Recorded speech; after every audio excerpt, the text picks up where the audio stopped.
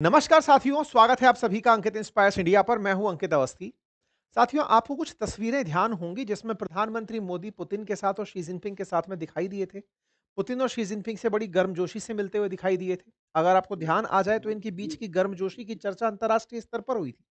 घटना याद आ जाए तो ये एससीओ की बैठक का समय था जब दुनिया भर के बहुत सारे नेता चीन में एकत्रित हुए थे, शंघाई कॉरपोरेशन ऑर्गेनाइजेशन की बैठक में, जहां पर प्रधानमंत्री ने फिजिकली यानी सशरीर प्रेजेंट होकर के मीटिंग अटेंड की थी। लेकिन उसी मीटिंग में एक तस्वीर बाहर आई थी जिसमें प्रधानमंत्री पुतिन के साथ बैठे हुए कुछ इस तरह से कार में दिखाई दिए थे।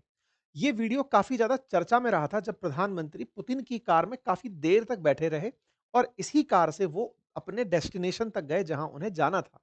एक बार के लिए तो ये उस समय बड़ी केमिस्ट्री के रूप में चर्चा का विषय बनकर आया, लेकिन हाल ही में सोशल मीडिया पर एक बहुत बड़ी बात निकल कर आने लगी है और उस बात में ये बात कही जा रही है कि क्या एससीओ समिट के अंदर प्रधानमंत्री मोदी की जान को खतरा था। एक तारीख विशेष का जिक्र हो रहा है, अगस्त 31, कि प्रधानमंत्री जब वहां थे तब क्या पुतिन ने प्रधानमंत्री मोदी की जान बचाई थी। ये सवाल इतना ज्यादा सरफेस हो रहा है कि मिलियंस में लोगों की रीच है। ट्विटर पर इस बारे में जबरदस्त चर्चा है। ये लोगों के कमेंट्स ही हैं जो मैं आपको दिखा रहा हूं। और इनको मारने के पीछे अमेरिका की डीप स्टेट्स का या गुप्तचर एजेंसियों का हाथ संभावित रूप से बताया जा रहा है। अब इस पूरी कहानी को एक बार और तवज्जो तब मिलती है जब बांग्लादेश के अंदर अमेरिका की गुप्त एजेंसीज का कहिए या अमेरिकी फोर्सेस का एक अधिकारी मृत पाया जाता है। अब चीन का बांग्लादेश से क्या कनेक्शन है, इस पूरी कहानी को इससे किस तरह से जोड़ा जा सकता है, आज के सेशन में हम इस विषय का जिक्र करेंगे। देखिए, ये सारी थ्योरीज हैं, क्योंकि एग्जीक्यूशन हो गया होता तब तो आप घटना का बारे में जिक्र कर रहे होते कि ये ऐसे ऐसे हुआ। लेकिन आपने तमाम प्रकार की जितनी भी अब तक खुफिया फिल्में देखी हैं उसमें इस तरह से ही बताया जाता है कि खुफिया एजेंसी किसी बड़ी दुर्घटना को होने से रोकती हैं, दुश्मनों को न्यूट्रलाइज करती हैं। तो क्या ये एक ऐसी ही फिल्म की पूरी कहानी बन चुकी है? आइए आज के सेशन में डिस्कस करते हैं। दिवाली ऑफर का अंतिम दिन चल रहा है। अगर आप लाभ लेना चाहें तो अपनी पाठशाला एप्लीकेशन से मेरे कोर्स के साथ पूरी किताबें आप मुफ्त में ले सकते हैं। साथ ही साथ बातें बाजार की एप्लीकेशन से स्टॉक मार्केट और म्यूचुअल फंड्स का कोर्स बहुत ही नॉमिनल कीमत पर आप अपने लिए परचेज कर सकते हैं। अब मैं आपको एक-एक करके सारी घटनाओं को रिकलेक्ट कराता हूं। आपको ध्यान होगा, शंघाई कॉरपोरेशन ऑर्गेनाइजेशन की समिट 2025 थी, जिसको अटेंड करने के लिए प्रधानमंत्री नरेंद्र मोदी जाने वाले थे। अगर तारीखों पर नजर डालें तो इनकी यह यात्रा 29 अगस्त से लेकर के 1 सितंबर के बीच में होने वाली थी। लेकिन इस यात्रा के लिए प्रधानमंत्री पहले जापान जाने वाले थे और जापान के बाद में फिर शंघाई आने वाले थे, यानी सॉरी चाइना आने वाले थे। यहाँ पर आप ट्वीट्स देख सकते हैं किस तरह से पहले शंघाई कॉर्पोरेशन ऑर्गेनाइजेशन के लिए प्रधानमंत्री जापान और जापान के बाद चाइना में लैंड होते हैं। चाइना में जब आप लैंड होते हैं, ये उस समय की तस्वीरें हैं। आपका वार्म वेलकम होता है, रेड कारपेट पर वेलकम होता है।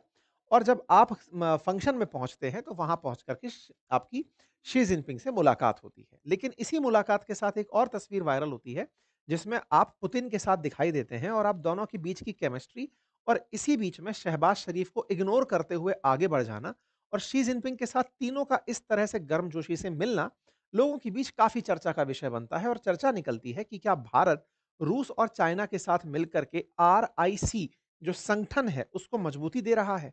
ये वो दौर था जिस समय पर अमेरिका इस मीटिंग से जबरदस्त रूप से चिढ़ा हुआ था। आप और हमने इस विषय पर काफी चर्चा की थी और उस दौरान ट्रंप ने खूब सारे ट्वीट्स किए थे। इन तीनों की मीटिंग की काफी ज्यादा उसने अपने लहजे में टिप्पणी की थी, जल भुन करके जिसको कहते हैं ना। हमने इसका काफी गहरा एनालिसिस किया था। आप उस दौर के हमारे सेशंस को देख सकते हैं, पिछले 1 महीने पहले के ही सेशंस हैं।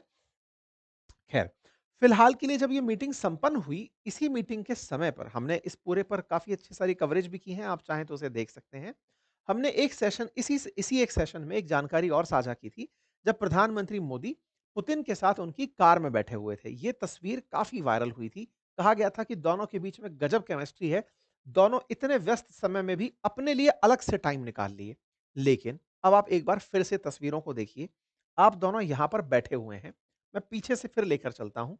आप दोनों को एक साथ चलते हुए अगर देखें तो जब ये दोनों चल रहे हैं, इनके पीछे ट्रांसलेटर पैरेलली चलता चला जा रहा है। अर्थात ट्रांसलेटर पूरे टाइम पर इन दोनों की मदद कर रहा है कि ये दोनों आपस में क्या बात कर रहे हैं। लेकिन इसी बीच में प्रधानमंत्री मोदी और पुतिन एक दूसरे के साथ बैठते हैं और आधा घंटे तक बैठे रहते हैं।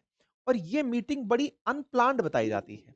और इस अनप्लान्ड मीटिंग का कैमरा पर्सन ने या फिर न्यूज़ मेकर ने एंकर ने इस तरह से प्रेज़ेंटेशन दिया कि प्रधानमंत्री मोदी आते हैं और आकर के वो पुतिन की कार में बैठने के लिए चले जाते हैं। ये मैं वीडियो आपको चला के दिखाता हूँ।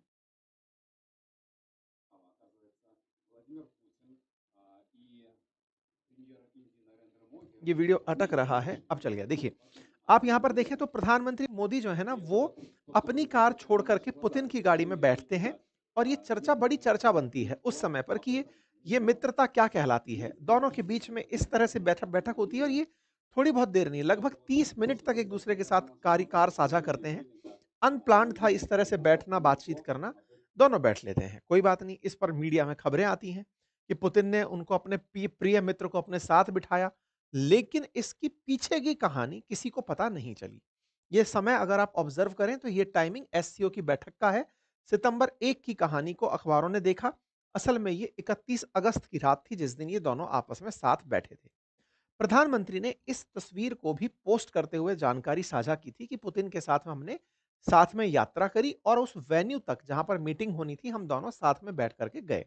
ये तस्वीरें प्रधानमंत्री ने सब अपने सोशल मीडिया प्लेटफॉर्म्स पर शेयर की। काफी अच्छी केमिस्ट्री के रूप में शुरुआत में ये सब बातें देखी गई। प्रधानमंत्री लौट कर आते हैं, बाकायदा वापस आने की तस्वीरें वापस आती हैं, भारत में इनका वार्म वेलकम होता है। लेकिन इसी बीच में प्रधानमंत्री भारत के किसी एक कार्यक्रम में शरीक होने जाते हैं। प्रधानमंत्री जिस तरह काफ़ी सारे प्रोग्राम्स में जाते हैं, इसी तरह से एक कार्यक्रम भारत में सेमिकॉन इंडिया के नाम से आयोजित होता है और जब वहाँ पर प्रधानमंत्री बोल रहे होते हैं 3 सितंबर को, तो प्रधानमंत्री कहते हैं कि मैं हाल ही में जापान और चीन की यात्रा से लौटा। जैसे ही वो ये बात बोलते हैं, तालियां बजने लगती हैं। तालियां बजती हैं तो प्रधानमंत्री रोक करके उन लोगों से पूछते हैं, ये खुशी इस बात की कि मैं गया था, इस बात की खुशी या मैं वापस आ गया, इस बात की खुशी? जैसे ही प्रधानमंत्री ने ये बोला, पूरे सारी तरफ जो बैठे हुए लोग हैं, वो तालियां बजाने लगते हैं।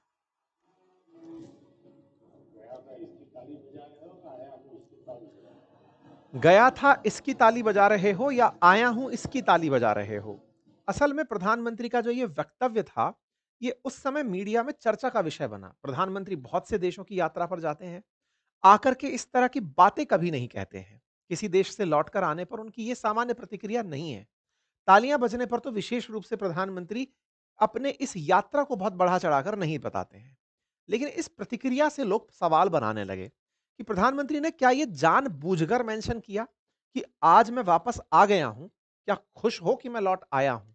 क्या इनके दिमाग में कुछ ऐसा चल रहा था उस समय जो इन्हें बताया गया था कि आपके साथ कुछ गलत होने वाला है? अब ये बच कर के वापस आए हैं तो इसी बचने के बाद में ये लोगों के साथ अपनी बातें रख रहे हैं। ये चर्चा का विषय बनता है। हेडलाइंस बनती हैं, US special force officer who died eight Dhaka Westin hotel checked in on August 27, not on August 29। अब ये क्या कहानी है? एक अखबार है जिसका नाम है नॉर्थ ईस्ट न्यूज। इस नॉर्थ ईस्ट न्यूज ने एक हेडलाइन कवर की और उसने लिखा कि यूएस स्पेशल फोर्स का ऑफिसर जो कि 50 साल का था, ये व्यक्ति है जिसे आप यहां पर देख रहे हैं। इस व्यक्ति ने, जिसका नाम था अरविल जैक्सन, ये अरविल जैक्सन बांग्लादेश आया हुआ था और बांग्लादेश में 27 तारीख को इसने होटल में चेक इन किया था। अब 27 तारीख से क्या लेना देना? 29, 30, 31, 1 इस बीच में प्रधानमंत्री की यात्रा जापान और चीन की यात्रा थी।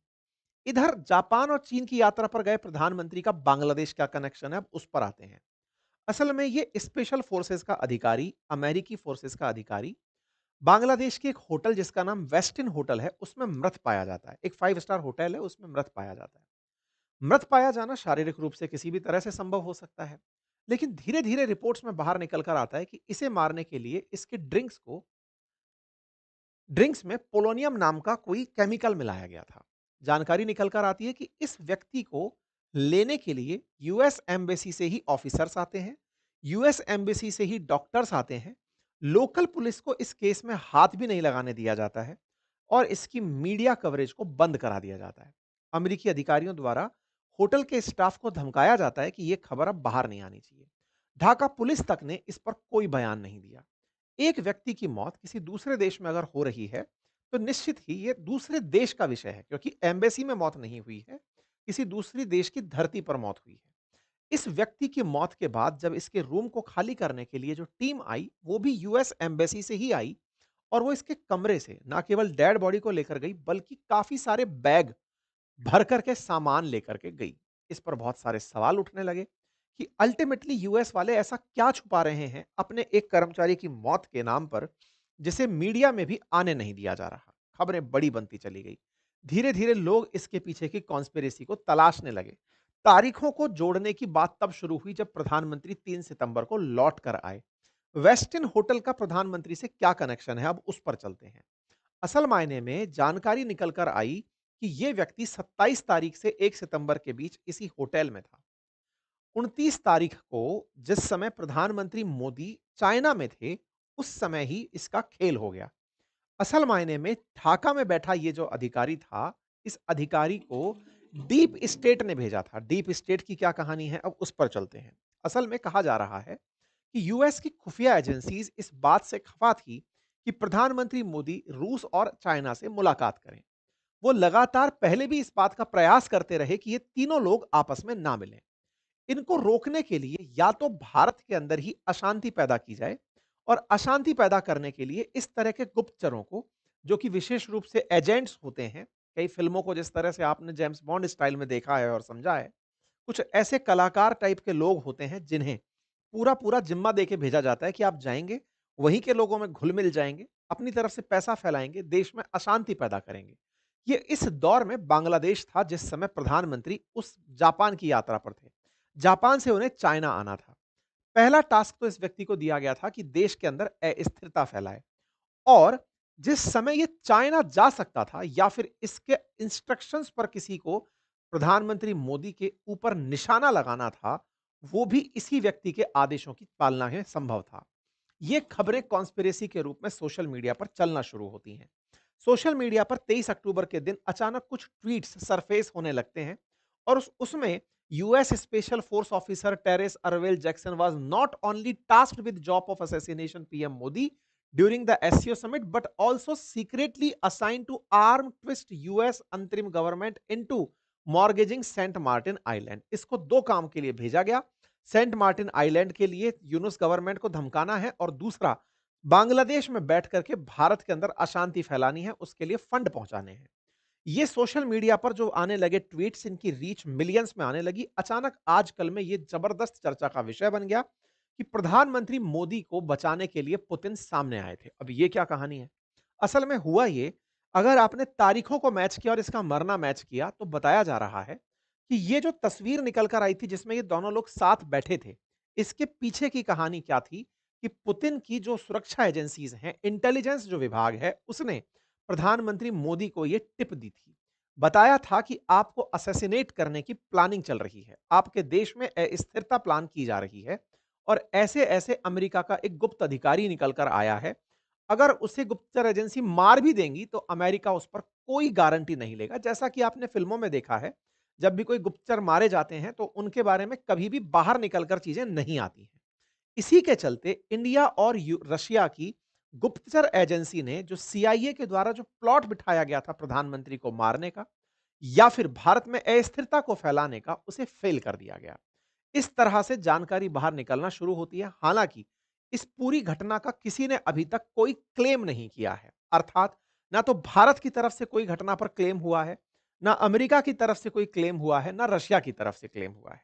लोग बस इसको इस तरह से जोड़कर देखना शुरू कर रहे हैं कि प्रधानमंत्री ने आकर जो बयान दिया, वो अपने आप में संदेह खड़ा करता है। प्रधानमंत्री की यात्रा के दौरान ही एक व्यक्ति का, जो कि अमेरिका का खुफिया विभाग से जुड़ा हुआ अधिकारी था, सैन्य विभाग से जुड़ा अधिकारी था, उसका मृत पाया जाना, ना केवल मृत पाया जाना बल्कि अमेरिका का कोई बयान ना आना। अक्सर अमेरिका ऐसे समय पर बहुत ज़्यादा आग बबूला हो जाता है, हर एक आदमी के लिए वो बहुत बवाल काटता है, लेकिन इस पर कोई बयान ना आना, ये कहीं न कहीं भारत को बहुत सारी चिंताओं में डालता हुआ दिखता है। वैसे समय पर जब भारत तेज़ी से बढ़ती इकोनॉमी हो और लगातार भारत-अमेरिका के बीच में ट्रेड डील्स को लेकर के अनबन चल रही हो, रशिया चाइना से भारत की करीबी उस दौर में बढ़ रही थी, ये संभवतः सीआईए को बर्दाश्त नहीं था। इस बात को और वैल्यू तब मिली जब प्रधानमंत्री ने अमेरिका जाना सस्पेंड कर दिया। उन्होंने इनकार कर दिया कि वो यूएनजीए की बैठक में नहीं जाएँगे, उनकी जगह विदेश मंत्री जाएँगे। यानी कि प्रधानमंत्री उस दिन के बाद से किसी भी अंतर्राष्ट्रीय मंच पर शामिल होने नहीं गए। आप चाहे 23 से 29 सितंबर की बैठक की बात देख लें या फिर गाजा में हुई शर्म अल शेख की बैठक देख लें, जहां पर सीआईए द्वारा मतलब ट्रंप की बैठक को आयोजित किया जा रहा था, या यूएनजीए में जहां सीआईए पूरी तरह से सक्रिय था। और तो और अभी आसियान की बैठक में भी प्रधानमंत्री ने वर्चुअली कनेक्ट करने की बात की है, क्योंकि यहां पर भी ट्रंप आ रहे हैं, यानी कि सीआईए पूरी तरह से अपने हाथ में नियंत्रण रखेगी।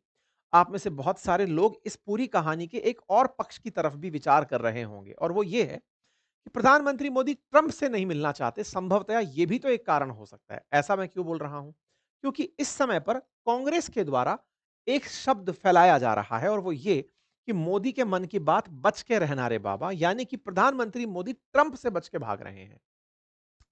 ऐसे समय पर ट्रंप से बचकर भाग रहे हैं जब ट्रंप प्रधानमंत्री के खिलाफ कुछ भी बोल दे रहे हैं। हालांकि प्रधानमंत्री मोदी के साथ इन्होंने दिवाली पर टेलीफोनिक वार्ता की, प्रधानमंत्री ने इसे एक्नॉलेज भी किया, लेकिन अंतर्राष्ट्रीय मंच पर वो कहीं भी ट्रंप के साथ साझा नहीं हो रहे हैं। इसके पीछे अब ये जो कॉन्स्पिरेसी थ्योरी है, ये बहुत तेजी से सरफेस हो रही है। इस बात को हाल ही में पीयूष गोयल जी के एक बयान से और देखा गया, जिसमें पीयूष गोयल जी ने एक बात कहते हुए कहा कि हमसे ट्रेड डील बंदूक की नोक पर नहीं करवा We सकते। took into the United States, of course, but we don't do deals in a hurry, and we don't do deals with deadlines or with a governor. Yes, but that's how deals are done these days. आप हमसे deal हमारे sir पर बंदूक रखकर नहीं कर सकते। ये जो बात निकल कर आई, इस बात के बहुत सारे मायने अब इस पूरी कहानी को सपोर्ट करते हुए दिख रहे हैं। अर्थात भारत यूएस के साथ जो डील करने जा रहा है, जिसके लिए लगभग सारा माहौल बन चुका है, उस डील के पीछे सीआईए के द्वारा भारत की सरकार को गिराने, साथ ही साथ प्रधानमंत्री मोदी के खिलाफ कॉन्स्पिरेसी प्लान करने या फिर तमाम प्रकार की चीजें होने की संभावनाएं जताई जा रही हैं। बट अगेन, क्योंकि ये बात पूरी तरह से फिल्मी है, देख करके लगता है कि इसका कोई साक्ष्य नहीं है। अक्सर जैसा फिल्मों में दिखाया जाता है कि अगर कोई हमारे देश के रिसर्च जो एनालिस्ट विंग जो रॉ है, वो भी अगर कोई खुफिया जानकारी इकट्ठा करती है या कोई काम करके आती है, तो वो कभी भी सरफेस नहीं होता है। फिलहाल के लिए लोग इसको इसी तरह से जोड़ रहे हैं कि हो सकता है कि ये हमारी खुफिया एजेंसियों का कारनामा हो, और उन्हीं की तरफ से प्रधानमंत्री को हिदायत हो कि जहां-जहां सीआईए के साथ बैठक हो, आप वहां नहीं जाएंगे, यानी अमेरिकी खुफिया एजेंसी वाले क्षेत्र में आप नहीं जाएंगे। खैर, ये तमाम जानकारियां अटकलों के रूप में ही जानी जा सकती हैं। बाकी ये मैंने जानकारी आपसे साझा इसलिए की क्योंकि इस समय काफ़ी तेज सुर्खियाँ हैं। प्रधानमंत्री को पहले भी एक बार पंजाब में अपनी यात्रा के दौरान इस तरह की थ्रेट का सामना करना पड़ा था। भारत अपने लाल बहादुर शास्त्री को एक ऐसे ही असैसी, कहिए तो कॉन्स्पिरेसी के अंदर मरते हुए देख चुका है। राजीव गांधी जी को, जो कि देश के मतलब प्रधानमंत्री रहे, उनके साथ भी इस तरह की घटनाएँ देख चुका है। ये सारी चीज़ें हैं जिनसे आप इनकार नहीं कर सकते कि ऐसी तरह के प्रयास दूसरे देशों के द्वारा होते रहे होंगे। आप इस विषय पर क्या सोचते हैं? अपनी राय ज़रूर कमेंट बॉक्स में रखें। चैनल पर नए हैं तो सब्सक्राइब कर लें, अपने साथियों से इसे अवश्य साझा करें। बाकी दिवाली का ऑफ़र अभी चल रहा है, अगर आपको आवश्यक लगता है कि किसी को आप भेंट करना चाहें किसी तरह का पढ़ाई का कंटेंट, तो आप इसे अवश्य सजेस्ट कर सकते हैं। अगर आप पीयूपीएससी या स्टेट बीसीएस की तैयारी कर रहे हैं, तो आप हमारे इन कोर्सेज़ को देख सकते हैं। Thank you so much.